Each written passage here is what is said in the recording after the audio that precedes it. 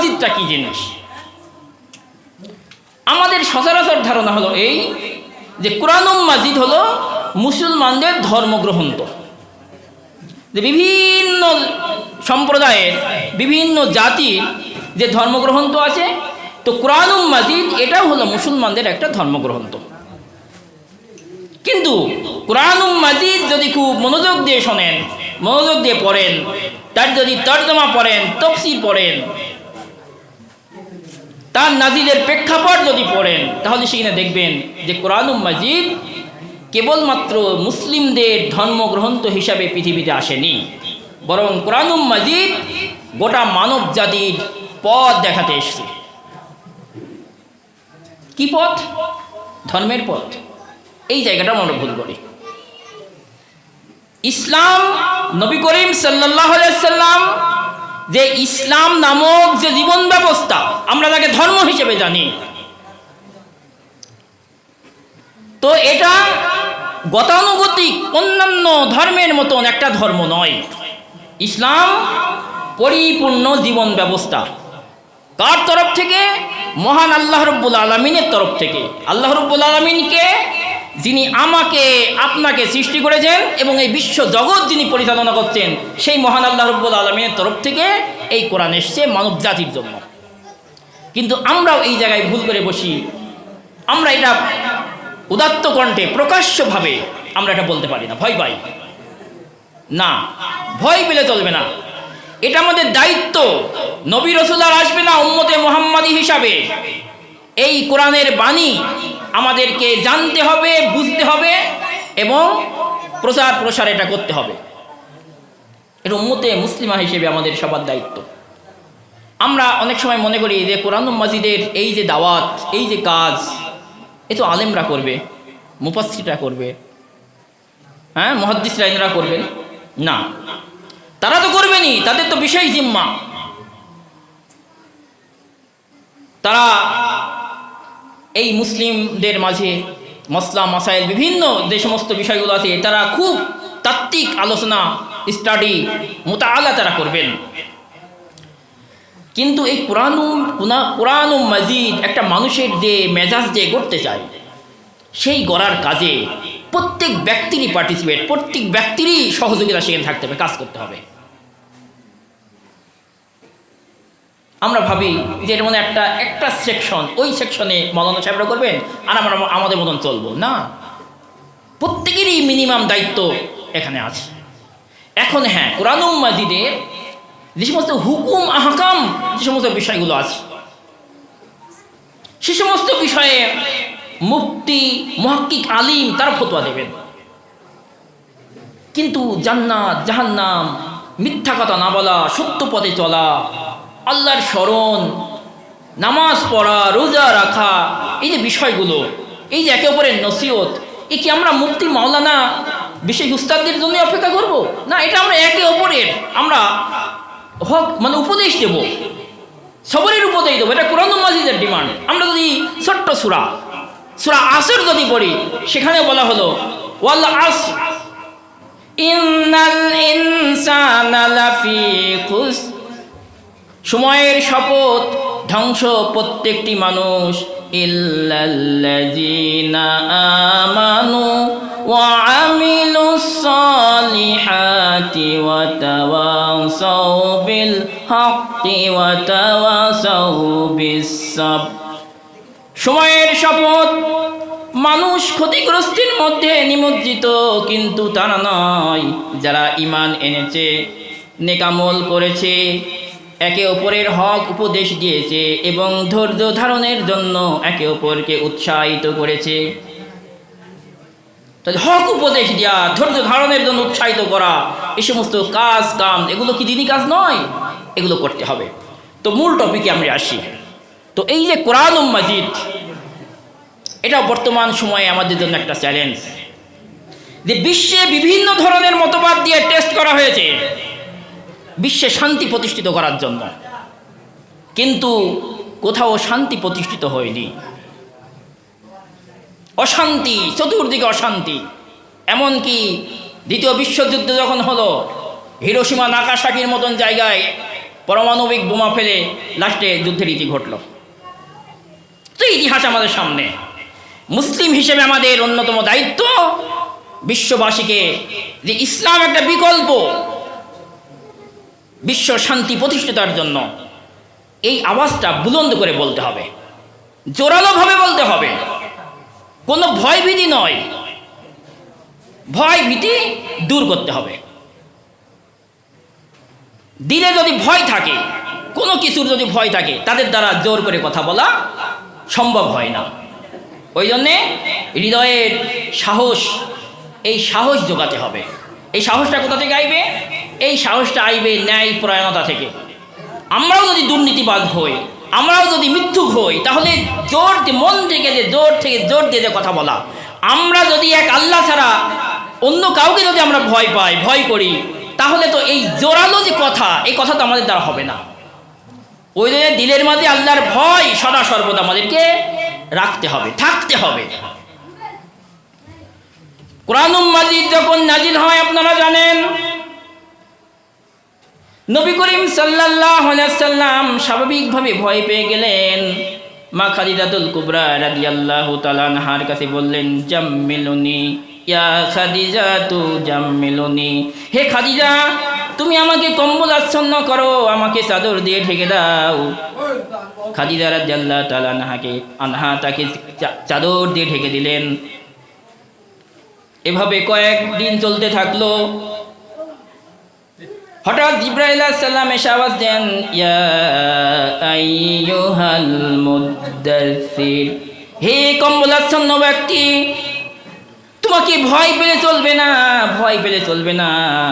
তুমি যে আওয়াজ নিয়ে তুমি উঠছো, যে জন্য তুমি চেষ্টা করছো মানুষের শান্তির জন্যে, মানুষের মুক্তির জন্যে, ইহকালীন পরকালীন মুক্তির জন্যে, তোমাকে ভয় পেলে চলবে না, তোমাকে কম্বলাচ্ছন্ন হয়ে থাকলে হবে না, তোমাকে উঠতে হবে। কুম ফাআনজির, ওঠো এবং লোকদেরকে সতর্ক করো, লোকদেরকে ভয় দেখাও। তারা যেভাবে চলছে দুনিয়াবী জীবনেও তারা ক্ষতিগ্রস্ত হবে এবং আখেরাতের জীবনেও তারা ক্ষতিগ্রস্ত হবে। অতএব তুমি উঠে পড়ো এবং মানুষদেরকে ভয় দেখাও। কুম ফাআনজির ওয়া রাব্বাকা ফাকাব্বির, এবং তোমার রবের শ্রেষ্ঠত্ব ঘোষণা করতে থাকো। পৃথিবীতে শান্তি চাও, পৃথিবীর মানুষের মুক্তি চাও, মানুষদেরকে ভয় দেখাও। তারা যেভাবে চলছে, যেভাবে তাদের সামাজিক অবস্থা, তাদের পারিবারিক অবস্থা, তাদের ব্যক্তিগত যে অবস্থা, তাদের যে লেনদেন, এতে ক্ষতি ডেকে আনছে সামনের দিকে, এই ভয় তাদেরকে দেখাও। দুনিয়ায় তারা ক্ষতিগ্রস্ত হবেই হবে। আর কি, শান্তি প্রতিষ্ঠিত করতে হলে পারে জনগণের মাঝে একমাত্র আল্লাহ রাব্বুল আলামিনের ভয় থাকতে হবে, অন্য কোনো ভয় থাকতে হবে না। অতএব সেই কাজও করতে হবে। ও রাব্বাকা ফাকাব্বির, তোমার রবের শ্রেষ্ঠত্ব ঘোষণা করতে থাকো। ওয়াসিয়াবাকা ফাতাহির, তোমার কাপড় পবিত্র করো, তোমার কাপড় পবিত্র করো। ওয়াসিয়াবাকা ফাতাহির ওয়ার রুজুজা ফাহজুর, যাবতীয় মলিনতা থেকে দূরে থাকো। এখানে কাপড় পবিত্র বলতে শুধুমাত্র যে পোশাক পবিত্র এটাই নয়, পোশাক তো পবিত্র থাকবেই, আসলে যাবতীয় কথাবার্তা, হ্যাঁ, লেনদেন, সমস্ত জায়গায় পবিত্রতা থাকবে। এখন কথাবার্তা, লেনদেন, সেখানে অপবিত্রতা কি এটা আশা করি আপনাদের ব্যাখ্যা করে বলা লাগবে না। যেটাই ক্ষতিকর সেটাই হলো মিথ্যা, হ্যাঁ, ধোঁকা, এগুলো অপবিত্র। এই সমস্ত অপবিত্রতা থেকে দূরে থাকতে হবে। ইসলাম পবিত্রতাটাকে এত গুরুত্ব দেওয়া হয়েছে। হ্যাঁ, হাদিসের কিতাব, হাদিসের সংকলন, ফিকহের কিতাব, হ্যাঁ, তাহারা শব্দ মানে বাব দিয়ে শুরু করা হয়েছে, তাহারা অধ্যায় দিয়েই, মানে পবিত্রতার এত গুরুত্ব সেখানে দেওয়া হয়েছে। আমরা শুধুমাত্র কাপড় পবিত্রতা যাই, আসলে কাপড় পবিত্র শুধু নয়, দিল, দিমাগ, সমস্ত কিছুর পবিত্রতা এর সঙ্গে সম্পর্কিত। মূল বিষয় হলো জোরালো কথা বলতে হলে পরে হৃদয়ে একমাত্র আল্লাহর ভয় থাকবে, আর লেনদেন, উঠা বসা, কথাবার্তা সমস্ত জায়গায় একদম ইনসাফের সঙ্গে, পবিত্রতার সঙ্গে সমস্ত কিছু থাকবে। তাহলে আমাদের কাছে যে সত্য দিন আছে, আমাদের কাছে যে কোরআন আছে, আমরা এটাকে মানুষের সামনে উদাত্ত কণ্ঠে আমরা বলতে পারবো। এবং এর জন্য আমাদের অনেক নলেজ লাগবে, জ্ঞান লাগবে। আমরা এই বর্তমান যে আমাদের যে শিক্ষা, মাদ্রাসা শিক্ষা, স্কুল শিক্ষা, আমরা বর্তমানে আমাদের ভাগ হয়ে গেছে। আসলে ইসলামী শিক্ষায় এখন ভাগ ছিল না। মুসলিম মানে যখন মুসলিমদের শাসন ছিল দেশে দেশে বিভিন্ন জায়গায়, তো তখন বড় বড় ব্যক্তিদের যদি মনে পড়েন সেখানে দেখবেন তারা ফিজিক্স, কেমিস্ট্রি, ম্যাথ, তফসির, ফিকহ সমস্ত বিষয়ে তারা পণ্ডিত ছিল, যার ফলে নেতৃত্ব দিতে শিখেছে। পরবর্তীতে বিভিন্ন ঘটনা প্রবাহে আমরা আলাদা হয়ে গেছি, দিনী শিক্ষা এবং দুনিয়া শিক্ষা দুটো আলাদা করে নিয়েছি। ফলে এক সাইডে আমরা এক ধরনের শিক্ষা পাই, আর এক সাইডে আর একটা দুনিয়াবি এই সমস্ত ফিজিক্স, কেমিস্ট্রি নিয়ে আমরা যারা পড়ছি, ইতিহাস, ভূগোল এই সমস্ত নিয়ে আমরা পড়ছি, ওই লাইনে কোরআনের সঙ্গে সম্পর্ক নেই। আবার এইদিকে কোরআনের লাইনে যারা পড়ছি এইদিকে নেই। তো এই একটা আমাদের মানে সমস্যা, এটা একটা দীর্ঘ আলোচনা। এবং বর্তমান সময় আবার দুটোর দরকার আছে। তার মানে এই নয় যে আমাদের সমস্ত মাদ্রাসায় এখন ফিজিক্স, কেমিস্ট্রি সব ঢুকিয়ে এরকম করতে হবে, এগুলো দীর্ঘ আলোচনা। তো যাই হোক, মুসলিম বিশ্বের নেতৃত্ব একদিন মুসলিমরা দিয়েছে যাদের মাঝে তাকওয়া ছিল, একমাত্র আল্লাহর ভয় ছিল। আর যেই বিষয়টায় আমাদেরকে পরিষ্কার মাথায় রাখতে হবে যে কোরআনুল মাজিদ এটা কেবলমাত্র মুসলিমদের ধর্মগ্রন্থ নয়, মানব জাতির জন্য এই কোরআন আল্লাহ রাব্বুল আলামিন দিয়েছেন। আশা করি আপনারা প্রত্যেকে আমার সঙ্গে একমত হবেন। মহান আল্লাহ রাব্বুল আলামিন বলেন, শাহরুর রমাদানাল্লাযী উনজিলা ফীহিল কুরআনু হুদাল লিন-নাসি ওয়া বাইয়িনাতুম মিনাল হুদা ওয়াল ফুরকান। এই সেই কোরআন, যে কোরআন আমি রমজানে নাজিল করেছি, যেটা সত্য সঠিক পথ দেখায় এবং সত্য এবং মিথ্যাকে পার্থক্য করে দেয়, এবং যেটা নাজিল করেছি হুদাল লিন-নাস, সমগ্র মানব জাতির জন্য হেদায়েতের কিতাব, সমগ্র মানব জাতির জন্য। রাসূলুল্লাহ সাল্লাল্লাহু আলাইহি ওয়াসাল্লামকে রাহমাতুল লিল আলামিন বলা হচ্ছে, গোটা বিশ্ববাসীর জন্য যিনি রহমত, বিশ্ববাসীর জন্য। অতএব রসুল আমাদের যে শুধু ধর্মীয় পণ্ডিত বা ধর্মীয় নেতা এমন ব্যক্তি নয়, বরং রসুল সমগ্র মানব জাতির জন্য। আল্লাহ রাব্বুল আলামিন বলেন, ওয়াল্লাযী আরসালা রাসূলাহু বিল হুদা ওয়া দীনিল হাক্কি লিইয়ুযহিরাহু আলাদ-দীনি কুল্লিহি ওয়ালাউ কারিহাল মুশরিকুন। আমি রাসূলকে হেদায়েত ও সত্য দিনকারে পাঠিয়েছি, যাতে করে পৃথিবীতে যত মতবাদ আছে, যত দিন আছে, সমস্ত দিনের ওপর যাতে এটা বিজয় হয়, এই জন্যই রাসূলকে পাঠিয়েছি। এবং মুশরিকরা যতই এটা অপছন্দ করুক না কেন, তিনি এই দিনটাকে প্রতিষ্ঠিত করবেন, এই জন্য আমি রাসূলকে পাঠিয়েছি। অতএব এই যে দিন আমাদের কাছে দিন এসছে, এই দিনটাকে উদাত্ত কণ্ঠে, এই যে বিশ্বের শান্তির জন্য এটা যে বিকল্প, এটা যে একমাত্র পথ, এটা আমাদেরকে বলতে হবে। এবং এই বলার জন্য এটা হঠাৎ করে বলা শুরু করতে হবে না, তার জন্য তো প্রস্তুতি দরকার। তার জন্য জাতি গঠন, তাদের আমাদের বাচ্চাদের ছেলেদের গঠন করা দরকার। আমাদের সেভাবে তাদেরকে পড়াতে হবে, জেনারেল শিক্ষা, দিনী মানে মাদ্রাসা শিক্ষা, সমস্ত কিছু দিয়ে তাদেরকে সামনের দিকে এগোতে হবে। এখন ব্যাপারটা হলো, অনেকের প্রশ্ন আসতে পারে, আমরা যে দেশে বসবাস করি, এরকম একটা দেশ, এখন যদি ইসলামটাকে বিকল্প হিসেবে এটা মানুষের শান্তি দিতে পারে, এইভাবে যদি আওয়াজ দিই, তাহলে অন্যান্য ভাইরা কীভাবে নেবে? না, এই চিন্তা করতে গেলে হবে। এটা আমাদের সাংবিধানিক দায়িত্ব, মানে রাইট, আমাদের সাংবিধানিক অধিকার। ভারতবর্ষের সংবিধান আমাকে এই অধিকার দেয় যে যে যে মতবাদ পোষণ করে সে শান্তিপূর্ণভাবে সেই মতবাদ প্রচার এবং প্রসার তারা করতে পারবে। আমাদের আপত্তি কোথায়? কিন্তু আমরা কখনো কখনো লেজ গুটে পালিয়ে যাই, ভয় পাই যে না, এত প্রকাশ্যভাবে বললে ওরা তো আমাদেরকে ভালোভাবে তো নেবে না, অন্যভাবে বলবে না, এটা থাকবে, এটা পৃথিবীর একটা বৈশিষ্ট্য, এটা থাকবে।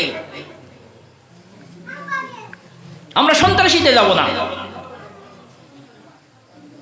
শান্তিপূর্ণভাবে এই দিন যে বিকল্প, আমাদের যাদের লেখার শক্তি আছে আমরা লিখব, আমাদের যাদের বলার শক্তি আছে আমরা বলবো।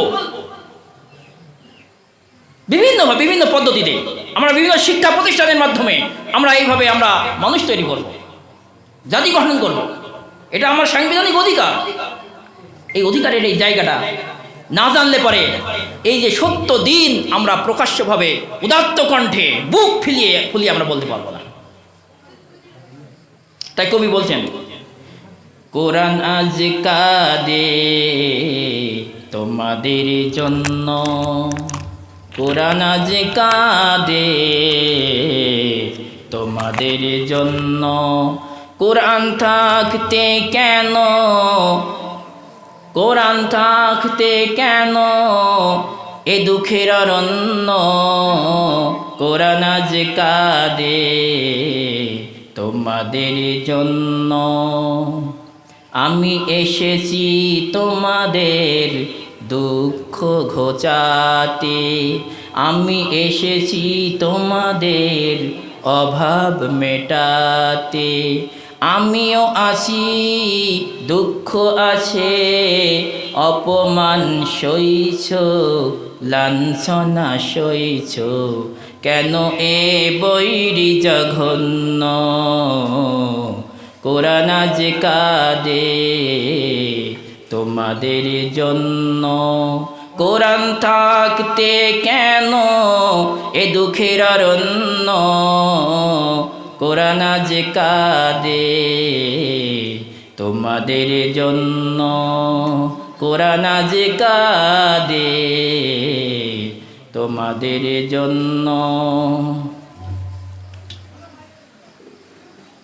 আমার ছায়া এসে আবু বকর ওমর আলী হায়দার পেল জান্নাতে নহর, আমার ছায়া এসে আবু বকর ওমর আলী হায়দার পেল জান্নাতে নহর, দোজাহানে তুমি রবে জান্নাত তুমি, আমাকে আঁকড়ে ধরে হও অনন্য, কোরআন আজ কাঁদে তোমাদের জন্য, কোরআন আজ কাঁদে তোমাদের জন্য, কোরআন থাকতে কেন এ দুঃখের অরণ্য, কোরআন আজ কাঁদে তোমাদের জন্য, কোরআন আজ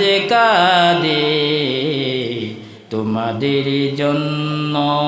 আল্লাহুম্মা সাল্লি আলা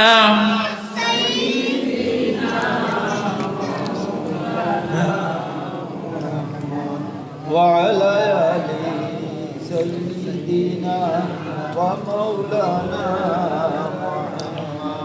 الله ربنا محمد نبينا، الله ربنا محمد نبينا، نحن نطيعهما نحن نطيعهما. اللهم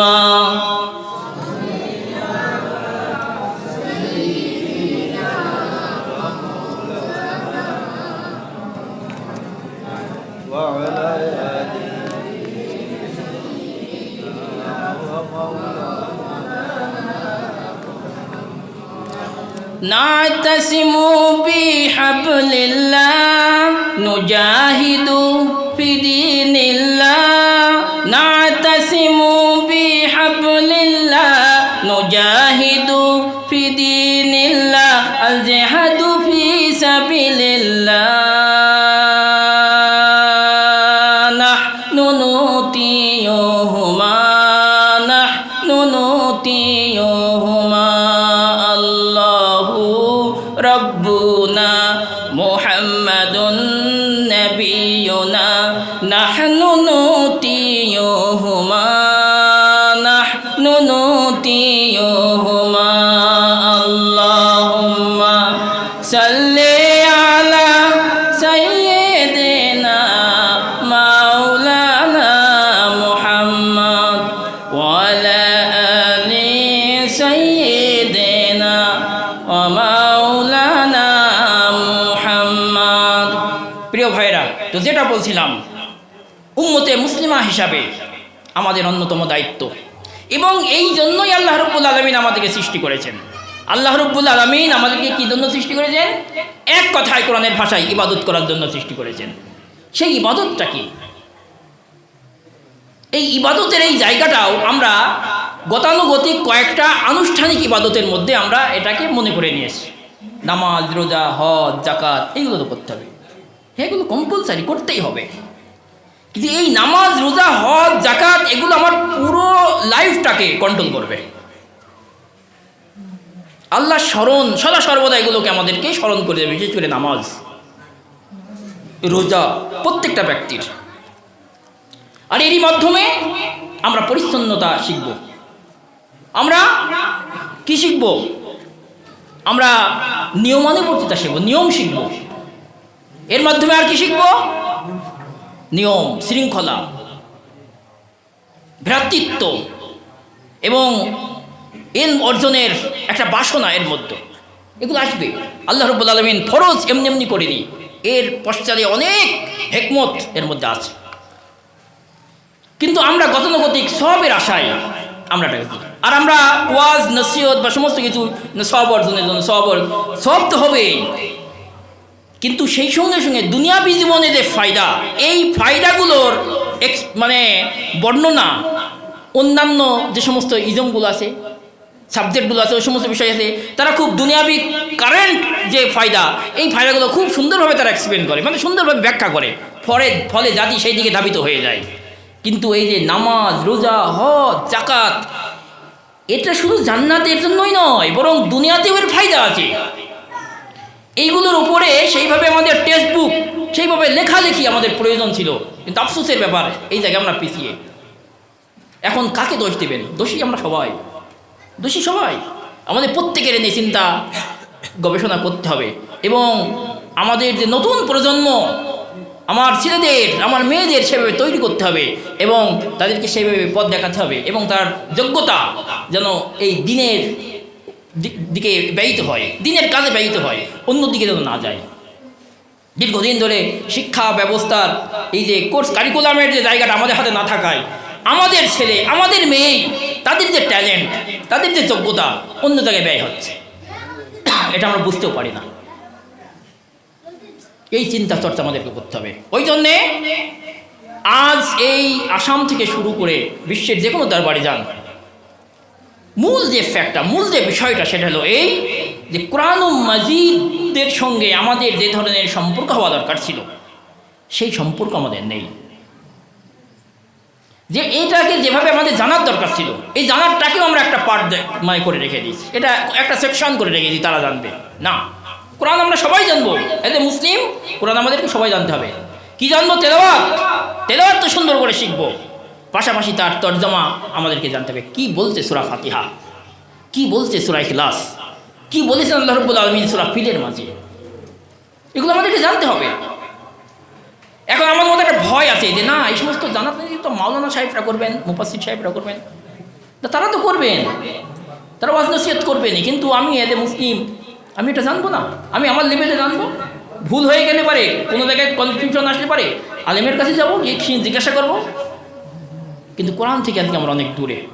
অর্থাৎ কোরআন এসেছিল আমাদের সবার জন্য, এবং এটা নামাজে পড়া সবার জন্য বাধ্যতামূলক করে দেওয়া হয়েছে। কেন?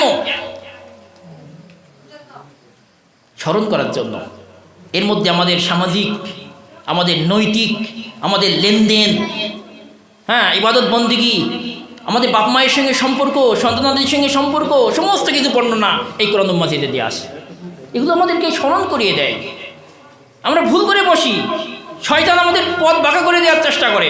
এইগুলো যখন কোরআনের এই বুঝগুলো যখন আমাদের আসবে, তখন আমরা আবার ঠিক হয়ে যাব। কিন্তু আফসোসের ব্যাপার যে আমরা পড়ি না। আল্লাহ রাব্বুল আলামিন এই কোরআনটাকে বোঝার জন্য, জানার জন্য সহজ করে দিয়েছেন। আল্লাহ রাব্বুল আলামিন বলছেন, ওয়ালাকাদ ইয়াসসারনাল কুরআনা লিযিকরি ফাহাল মিন মুদ্দাক্কির। আমি এই কোরআন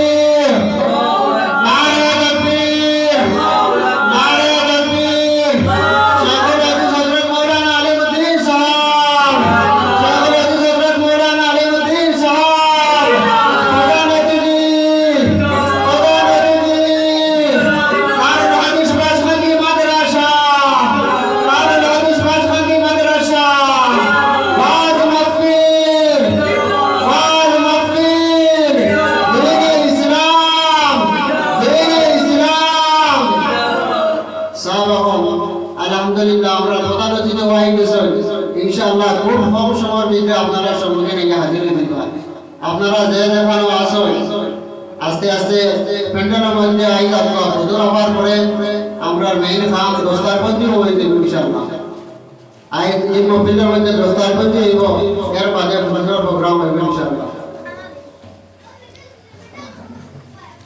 একটু দৌড়ে ছড়ে আল্লাহুম্মা সাল্লি আলা সাইয়্যিদিনা মাওলানা মুহাম্মদ ওয়া আলা আলি সাইয়্যিদিনা ওয়া মাওলানা মুহাম্মদ মানবের মুক্তির তরে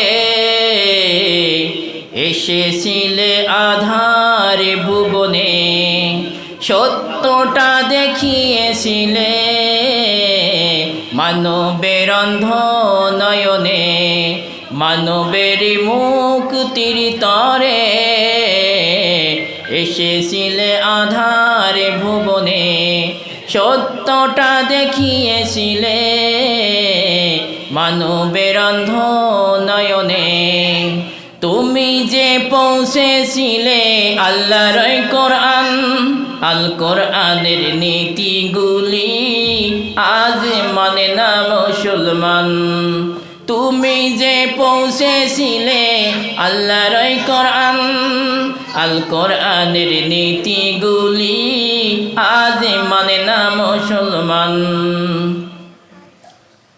আজ তোমায় বিনে আমার নয়ন কাঁদে আজ তোমারি তরে নয়নে ঝরনা ঝরে মানবের মুক্তির তরে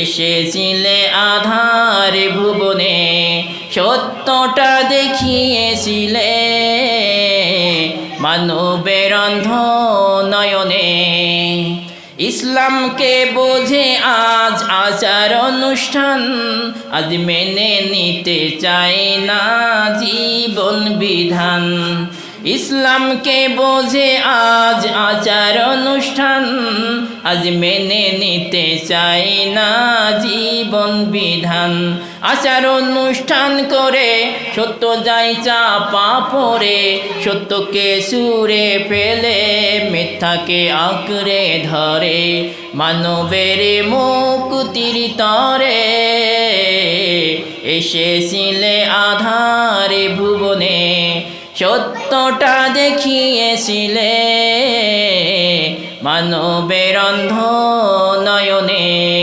আল্লাহুম্মা সাল্লি আলা সাইয়্যিদিনা মাওলানা মুহাম্মদ ওয়া আলা আলি সাইয়্যিদিনা ওয়া মাওলানা মুহাম্মদ প্রিয় ভাইরা যেটা বলছিলাম কোরআনুল মাজিদ স্মরণের জন্য আল্লাহ রাব্বুল আলামিন সহজ করে দিয়েছেন এখন এই কোরআন থেকে যদি আমরা দূরে সরে যাই এটাকে যদি অস্বীকার করি এবং বিশ্ববাসী যদি অস্বীকার করে তার সতর্কবাণী আল্লাহ রাব্বুল আলামিন তিনি করে দিয়েছেন আল্লাহ রাব্বুল আলামিন বলেন ওয়াল্লাযীনা কাফারু বিরাব্বিহিম আযাবা জাহান্নামা ওয়া বিসাল মাসীর এবং যারা তাদের রবকে অস্বীকার করে এখানে শুধুমাত্র রবকে অস্বীকার করা নয় আয়াতের প্রসঙ্গ ক্রমে যদি আসে যায় তাহলে সেখানে দেখা যাবে আল্লাহ রাব্বুল আলামিনের তরফ থেকে যে হেদায়েতের বাণী এসছে রবের তরফ থেকে যে হেদায়েতের বাণী এসছে এটাকে যারা অস্বীকার করবে আল্লাহ রাব্বুল আলামিন বলেন তাদের জন্য ভয়াবহ শাস্তি রয়েছে তাদের জন্য ভয়াবহ শাস্তি রয়েছে সেই শাস্তির বর্ণনা দিতে গিয়ে মহান আল্লাহ রাব্বুল আলামিন বলেন এমন ভয়াবহ শাস্তি হবে জাহান্নাম উতাল পাতাল করতে থাকবে ক্রোধের আক্রোশের অতিশয় তীব্রতায় ফেটে যাওয়ার উপক্রম হবে এবং দলে দলে মানুষ সেখানে নিক্ষিপ্ত হবে যখন নিক্ষিপ্ত হবে তখন সেই জাহান্নামের দারোয়ানরা ফেরেশতারা জিজ্ঞাসা করবে তোমাদের কাছে কি কোনো সতর্ককারী যায়নি কোরআনুল মাজিদের আয়াত আমি জাস্ট তার তর্জমাগুলো আপনাকে বলছি মেহমান বক্তা চলে এসছেন কিছুক্ষণের মধ্যে হয়তো চলে যাবে মূল বিষয়টা হলো একদিকে আমাদেরকে এই ব্যাপারগুলো মাথায় রাখতে হবে। আর অন্যদিকে অ্যাজ এ মুসলিম হিসেবে আমরা যখন এই বিষয়গুলো আমাদের সমাজে যখন আমরা এই বিষয়গুলো যখন বুঝাবো, এই জিনিসগুলো আমাদেরকে মাথায় রাখতে হবে যে এই আয়াতকে আল্লাহর তরফ থেকে আসা এই হেদায়েতের বাণীকে যদি অস্বীকার করা হয়, এর নিয়ম নীতি অনুযায়ী যদি না চলা হয়, ভয়াবহ শাস্তি অপেক্ষা করছে। তো বলতে যখন দলে দলে মানুষ সেখানে যখন নিক্ষিপ্ত করা হবে, জাহান্নামের দারোয়ানরা আফসোস করে করে বলতে থাকবে, আলাম ইয়াতিকুম নাজির, তোমাদের কাছে কি কোনো সতর্ককারী আসেনি? জাহান্নামীরা উত্তর দেবে, ক্বালু বালা ক্বাদ জাআনা নাজির, হ্যাঁ আমাদের কাছে সতর্ককারী এসেছিল, জাহান্নামের ব্যাপারে সতর্ক করেছিল, জান্নাতের সুসংবাদ তো দিয়েছিল, কিন্তু আমরা অস্বীকার করেছিলাম, আমরা সেগুলোকে অস্বীকার করেছিলাম। আমরা বলেছিলাম আল্লাহ রাব্বুল আলামিন তো কোনো হেদায়েতের বাণী নাজিল করেননি। আফসোস করবে, আর তখন এই খবরটা তাদেরকে দেবে যে আমরা অস্বীকার করেছিলাম। আফসোস করে করবে। আল্লাহ রাব্বুল আলামিন বলেন, অকালু লাউ কুন্না নাসমাউ আও নাকিলু মা কুন্না ফি আসহাবিস সাঈর, তখন আফসোস করে করে তারা বলবে, হাই যদি আমরা মনোযোগ দিয়ে এগুলো শুনতাম, মনোযোগ দিয়ে যদি শুনতাম এবং ইত্তেবা যদি আমরা করতাম, তাহলে আজকে এই দাও দাও করে জ্বলতে থাকা আগুনের অধিবাসী আমরা হতাম না। সেদিন আফসোস আর আফসোস, আফসোস ছাড়া সেদিন আর কোনো কিছু থাকবে না। তো প্রিয় ভাইরা, একদিকে এ ব্যাপারে আমরাও এড়িয়ে নয়, আমরাও যদি এ ব্যাপারে অসতর্ক থাকি, এগুলোকে যদি অস্বীকার করি, পরিণতি আমাদের জন্য ভোগ করছে। এবং সেই সঙ্গে সঙ্গে আমরা যখন দিনের কাজ করব, দিনের কথা মানুষদেরকে বলবো, এই বিষয়গুলো মাথায় রেখে কথা বললে সুবিধা হবে। অতএব আল্লাহ রাব্বুল আলামিনের তরফ থেকে যে হেদায়েতের বাণী, সেই অনুযায়ী যদি আমরা চলি, এতেই আছে শান্তি, এতেই আছে মুক্তি, এতেই আছে নাজাত। এবং আল্লাহ রাব্বুল আলামিন এই কোরআন নিয়ে জাতি ধর্ম বর্ণ নির্বিশেষে সবাইকে চিন্তা ভাবনা করতে বলেছেন, যে তোমরা চিন্তা ভাবনা করো, এই কোরআন নিয়ে চিন্তা ভাবনা করো, দেখো এখানে কোনো ভুল পাও কি, চিন্তা করো। এটা ন্যাচারাল, এটা প্রকৃতির সঙ্গে সামঞ্জস্যশীল। এই বিশ্ব প্রকৃতি যিনি সৃষ্টি করেছেন, সেই আল্লাহ রাব্বুল আলামিন এই কিতাব দিয়েছেন। অতএব এই বিশ্ব প্রকৃতির মাঝে যেমন ব্যালেন্সিং হয়েছে, ভারসাম্যপূর্ণভাবে চলছে, ঠিক অনুরূপভাবে কোরআনুল মাজিদ এটা সন্দেহাতীত, এর মধ্যে কোনো সন্দেহ নেই, এর মধ্যে কোনো ভুল নেই, নির্ভুল গ্রন্থ। কোরআনুল মাজিদের সূরা বাকারার প্রথমেই চ্যালেঞ্জ করে দেওয়া হয়েছে, জালিকাল কিতাবু লা রাইবা ফীহ, এর মধ্যে কোনো ভুল নেই, কোনো সন্দেহ এর মধ্যে নেই। অতএব এটা আমরা পড়ব, আর আমরা শুধু প্রশংসা করব, একটু প্রশংসার জন্যই যথেষ্ট নয়, বরং এই কথাগুলো যারা জানে না তাদের কাছে আমাদেরকে জানাতে হবে। আমরা আমাদের লেভেল পর্যন্ত জানাবো, আমাদের লেভেল পর্যন্ত। আমরা হয়তো এখন মিনিস্টারের কাছে যেতে পারবো না, কিন্তু মিনিস্টারের কাছে মিনিস্টারের মতন মানুষ যারা আছে আমাদের সমাজের মুহাক্কিক আলিম, তারা যাবেন।